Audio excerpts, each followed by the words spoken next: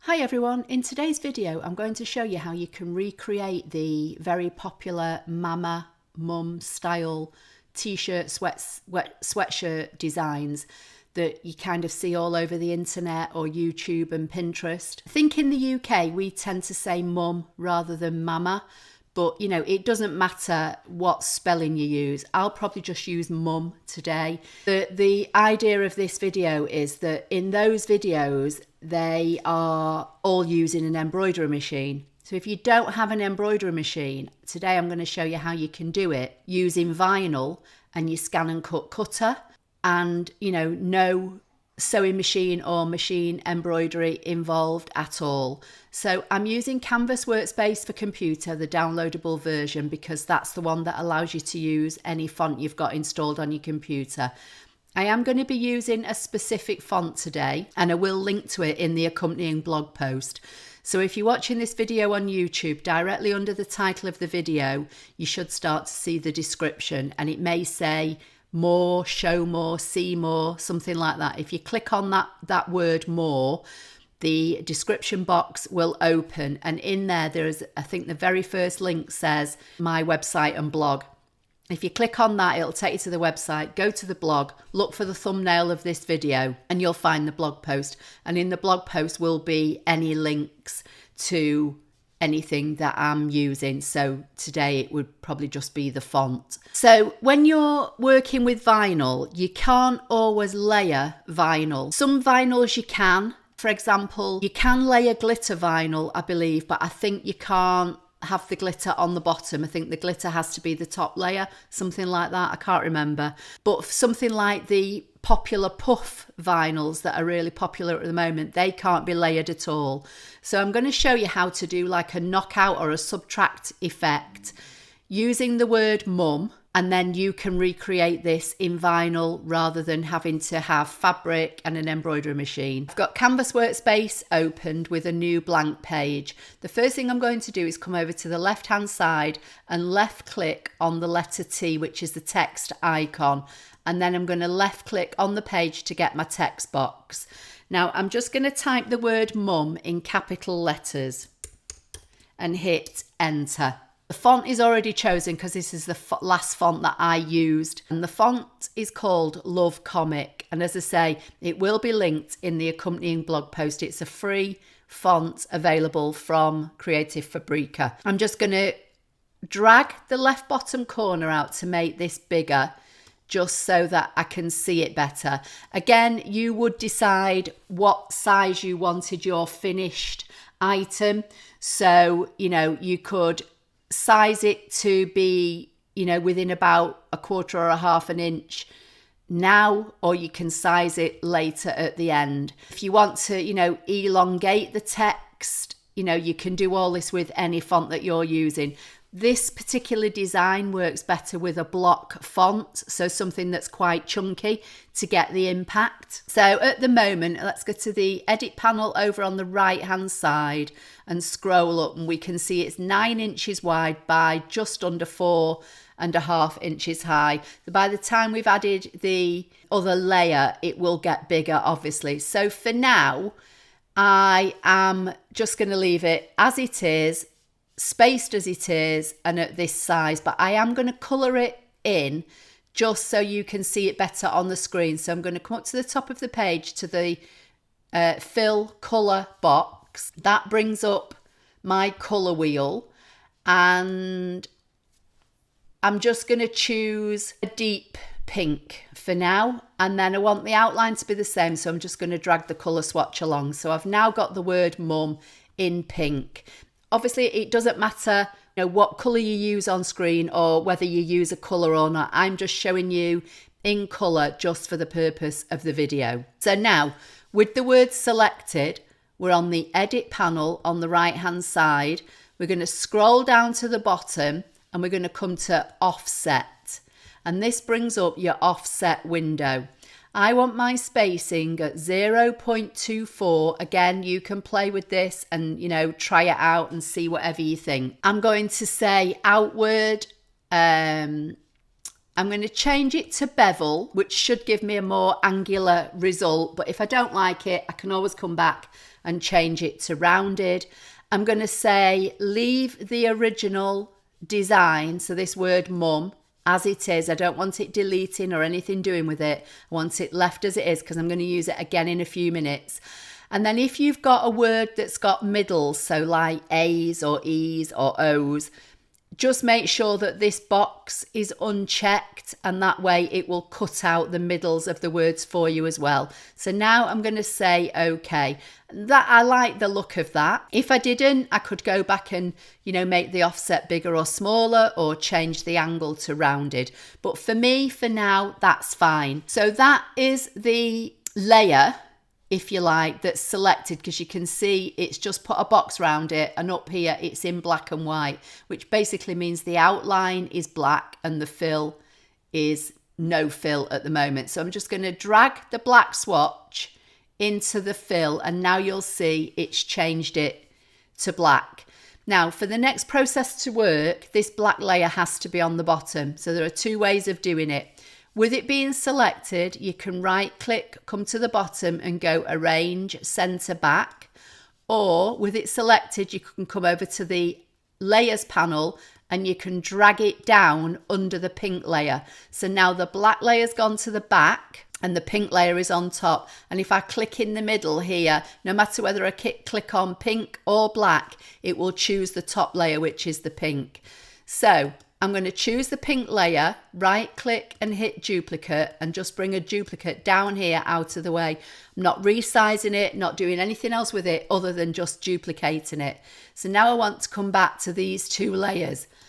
I'm going to drag an imaginary box around both, and you can see I've got both selected because I've got two blue bounding boxes. We know the pink's on top because we can see the pink clearly on top of the black.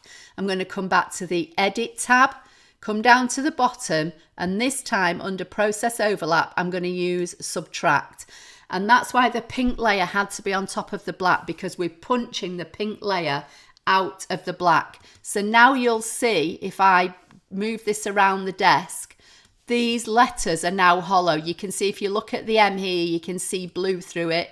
If I put it on the mat, you can see white through it. So we now know that this is hollowed out. So for example, if you wanted to use two different colours of glitter heat transfer vinyl, as I say, I think it's heat transfer vinyl that you're not supposed to layer on top of each other. So doing it this way now, these two words will fit inside each other. So just for me personally, it doesn't matter. I prefer my inner layer to be on top. So with this pink layer selected, I'm going to right click and say bring to front. And then I'm just going to bring it up and I'm going to drop it into that hole. So they don't overlap. They will touch, but they don't overlap. So for this particular design, let's say for instance, let's go back to the colour fill. Let's say we wanted to, let's try and pick something that's a bit more silver grey. Let's say you wanted to use silver glitter heat transfer vinyl, and then you wanted to layer a pink heat transfer vinyl on top of it. As I say, if you were using a filled letter, so if this was completely filled and we'd not done the subtract, you couldn't really put glitter on top of glitter. I think I'm right in saying that. I think it's glitter that is a bit funny about being layered. From what I've seen a lot on the internet, a lot of people are using this puff vinyl now, which is really popular, and that cannot be layered at all. So if this section here in grey was a completely filled letter, and then it doesn't matter what type of vinyl it was, and let's say this pink was your puff vinyl, you couldn't layer this together. So you need to have this knockout effect. So if I select both and hit center, they'll go back together. You know, you could do this in a more traditional style font like the embroidery designs are done. That's entirely up to you. I'm just showing you something different. So just to run over it again quickly, I will choose a more block type font that you do see in embroidery. So I'm going to come back to text, left click on the page. I'm going to type mum again, all in capitals. I'm going to come up to my fonts and try and find Varsity Team. Again, I'll link to this. This is most likely from Creative Fabrica. And if it is, it will be linked in the blog post. So again, if, we've got the word, we've got it more or less to the size that we may want it. So if you're just going back to this one for a minute, if I select both now, you'll see that it's 9.5 wide by just over 4 3/4 inches high. And that's not a bad size to go across the front of a sweatshirt or a t-shirt. If you did want to make it bigger, just make sure, let me move this one out of the way. Just make sure that both your layers are selected, and then you can drag it out or make it smaller, as you wish. Come back to this one now. So this one's Varsity Team. Again, I'll colour it in just to try and make it a little bit better, so you can see it a bit better. So I'm going to do the same thing. I'm going to select it. I'm going to come down to the bottom, choose offset. I'm going to leave everything the same, spacing 24, outward, bevel, and make sure this is unticked. You can see straight away it's put the outline around it, and if I click on it, that's now chosen. If I fill that with black, you'll see it's on top. Come to the layers panel, and we can either move the grey layer above or the black layer below, just so long as the smaller layer is on top. Before I do anything, I'm going to select the smaller layer, duplicate it, and just move it off to the side. Select both, come back to edit, come down to process overlap and subtract. Again, I'll just change the colour, and I'll change the colour on this one just to make it a bit darker so it stands out. Okay, so again, we've got our outside layer all punched out. I'll choose the inner layer, I'll go back to the colours, drag the fill over so that I like my outlines to be the same as my fill, but that's just my personal preference. You don't have to, you can fill it with a colour and leave the outline black. I'm going to right click on this one at the bottom now, arrange, bring to front, and then drop that in there. And if you're unsure, select both and just do center center. So you've got two styles. This one on the bottom is the more traditional style. Let's just make it 9.5. I've got both layers selected. So this is the more traditional style. This one is one that I, have just created just to make it look a little bit different for the video. So as I say, you can cut this in vinyl, you could cut this in any type of vinyl. You could use a plain heat transfer vinyl for your grey layer. You could use a glitter heat transfer vinyl for your top layer. You could use a glitter layer for your back layer. You could use puff layer for the front. If you've only got plain coloured heat transfer vinyl, use the outline in one colour and the inside in another. It's entirely up to you. But it's just a way of showing you how you can create these popular mama. You tend to mainly see the word mama rather than mum. In the UK, we tend to use mum rather than mama, but you can do whatever you want. As I say, they're very, very popular in the embroidery world. At the moment, people are making them, in fabric and heat transfer vinyl. People are making them in fabric and then using the inner word, cut from baby, old baby clothing, that kind of thing. Or they're just, cutting them in nice fabrics, that kind of thing. But as I say, if you've not got an embroidery machine and you want to kind of recreate the same effect, and you've got a ScanNCut or any other electronic cutting machine, but obviously this video is for the ScanNCut users because I'm using Canvas Workspace. If you use a different program, you'll probably have a similar way of doing this effect with your program, but I just wanted to show you how it's possible to do it. So I hope you found that helpful.